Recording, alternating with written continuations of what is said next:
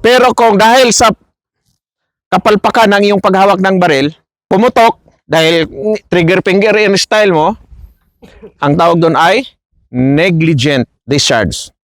Ulitin, huwag sumama sa listahan ng palpak. Huwag sumama sa listahan ng palpak. Kita nyo? Maunahan ka ba ng kalaban dyan? No, sir!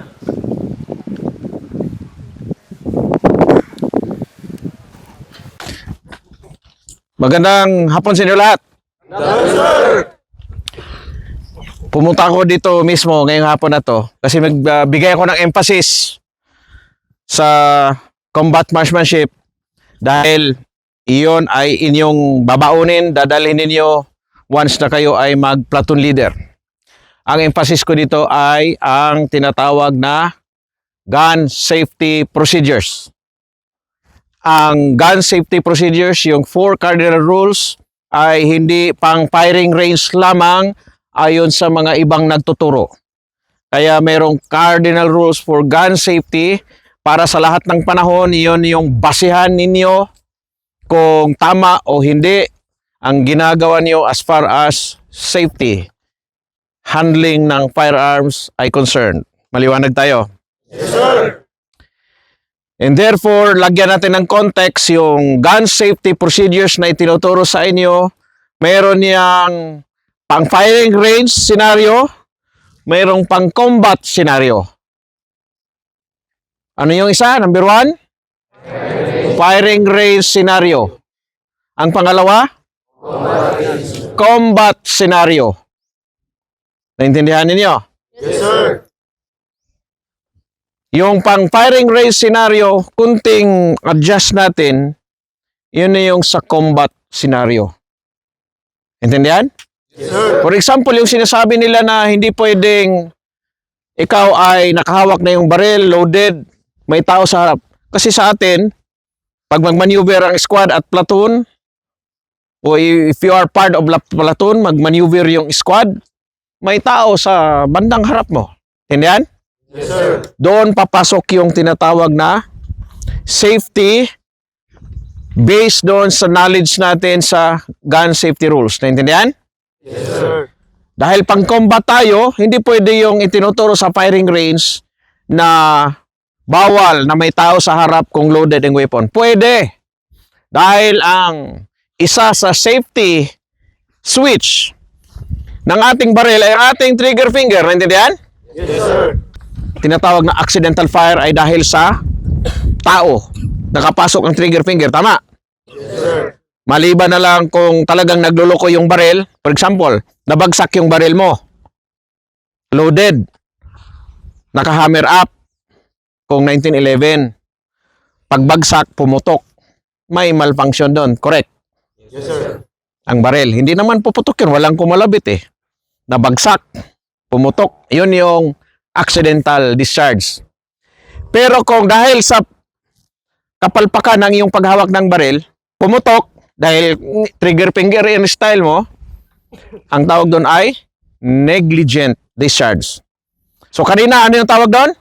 Accidental discharge. Accidental discharge dahil may malfunction. Ang negligent ay dahil sa tao. Ang pumalpak ang tao. Yung kanina, pumalpak yung baril mismo eh. Of course, may kasalanan ka, ba't nalaglag? Tindihan? Yes, sir!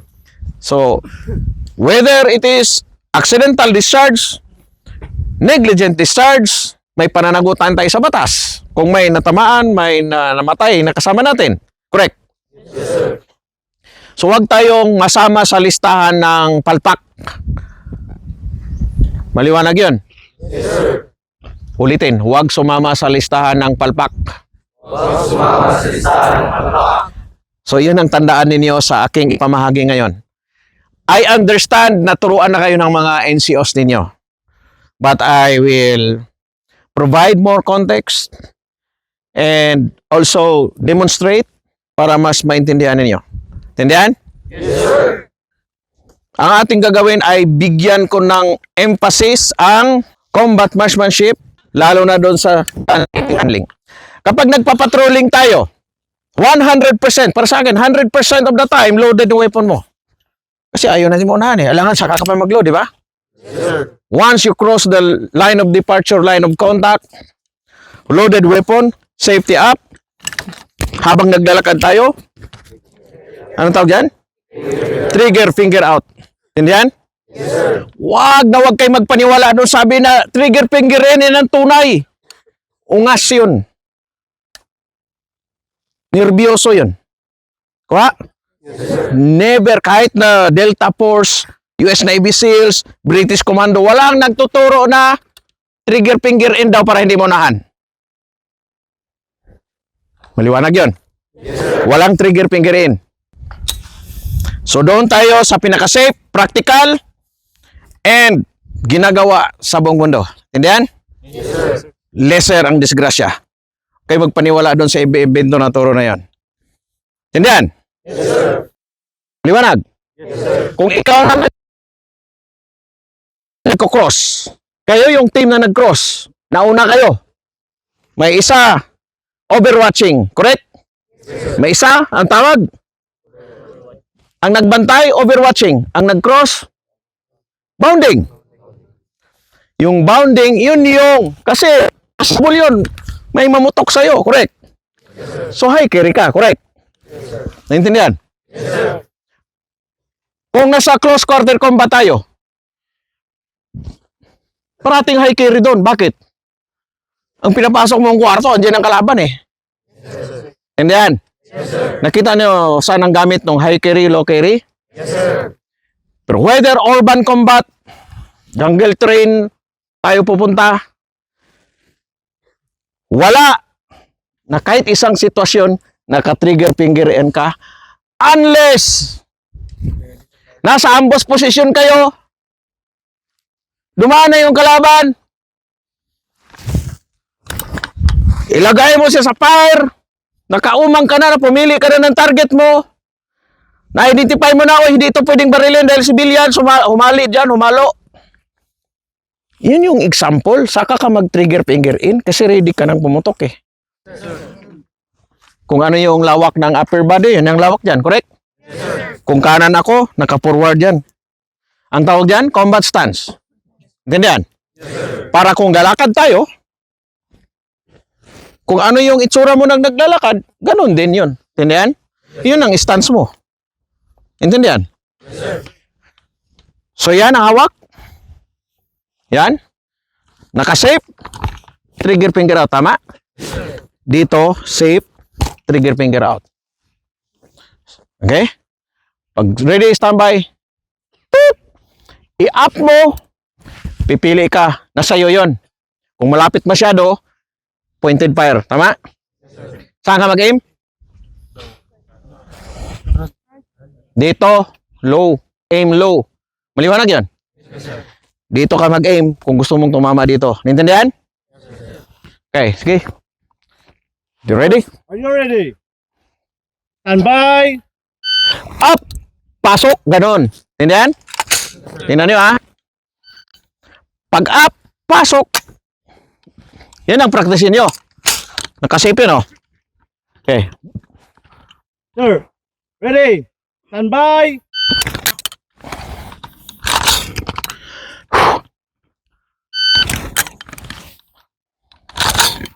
Pag ready, standby.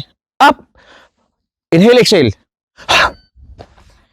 Pag ubos ng hangin, diretso, unsafe, pasok. Unsafe, pasok. Unsafe, pasok. Intindihan? At makikita natin ilang segundo ay na iputok natin ang ilang segundo lang yan. Intindihan? Mas lalo na kung naka-high carry, nakaganon ka na. May biglang lumabas na kalaban sa harapan mo. Unsafe, pasok. Mas mabilis yun, correct? Pero hindi nga sa lahat ng panahon ikaw ay nag-move na kaganyan para kang timang yan. Gets? Okay. Ang pointed fire, look at the front sight, aim low. And then? Tapos titingnan natin ilang segundo. Okay. Sir, ready? Stand by.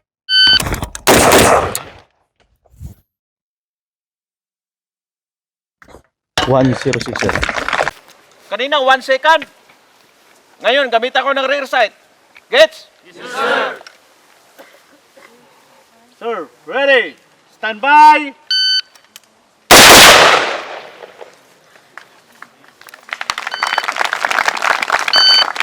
$1.4. 1.4. Ang diferensya, 0.4 lang. Sir, unang tama sir. Next sir. Kita nyo? Maunahan ka ba ng kalaban dyan?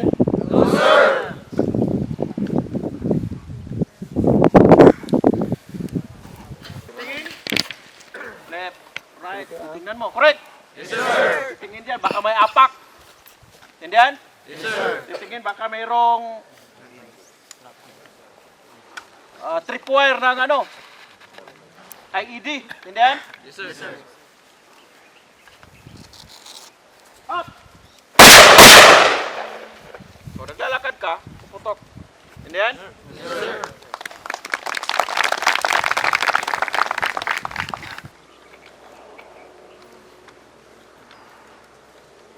Sir, first and second shot sir. Dito sir, dalawa.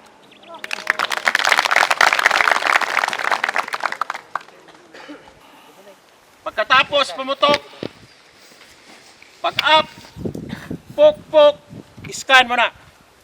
Maliwanag yun? Yes, sir. Pwede up, pok, scan. Kasi baka may kalaban, lalabas uli. Intindihan? Yes, sir. Situational awareness. Maliwanag? Yes, sir. Demo. Bye-bye. Up. Intindihan?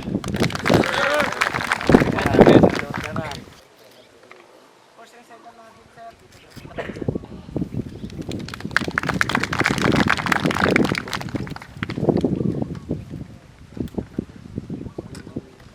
Ipakita ko sa inyo yung control pair. Pag up, pok, tapos may isang ulo. Okay? Dibdib, mukha. Maliwanag? Yes, sir. Tapos scan. Intindihan? Yes, sir. You ready? Bye-bye. Control pair. Pok. Yung sa akin, twin tap. Tok. Hindi, huwag niyong pilitin, huwag niyo munang kopyahin yung sa akin. Intindihan? Yes, sir. So, ganito lang muna kayo. Ready? Bye-bye. Up!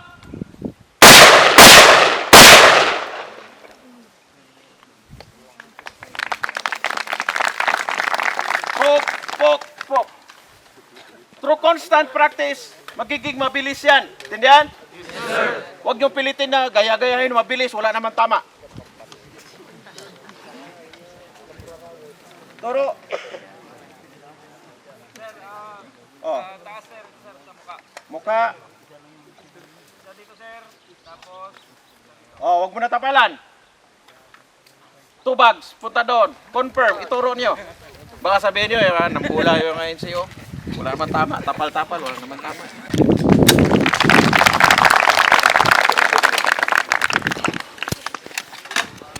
Ako, I am not supposed to teach you marksmanship. It's not my job anymore.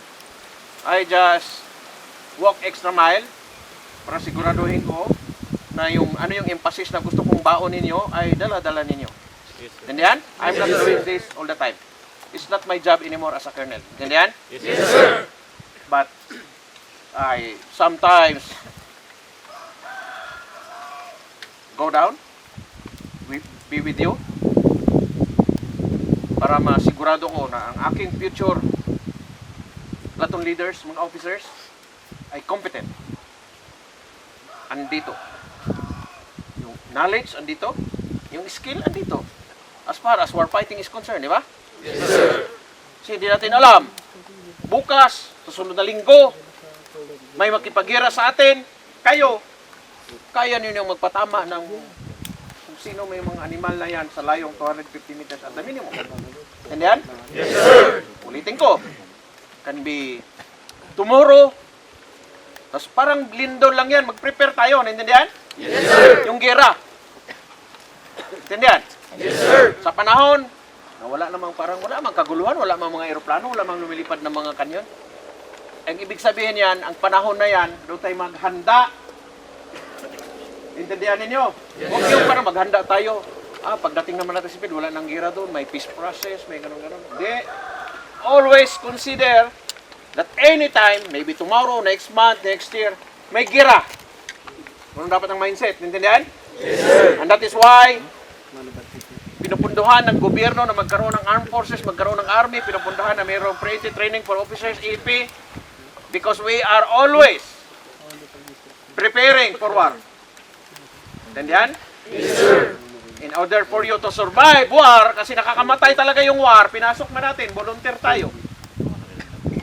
Mag-train tayo, mag-drill tayo parati. We must be skillful in war fighting. At ang pinakauna sa war fighting, tama? Yes, sir. Papel-papel lang ba tayo? Sa puro salita lang? No, sir. Prepare tayo dito. Yes, sir. Gets? Yes, sir.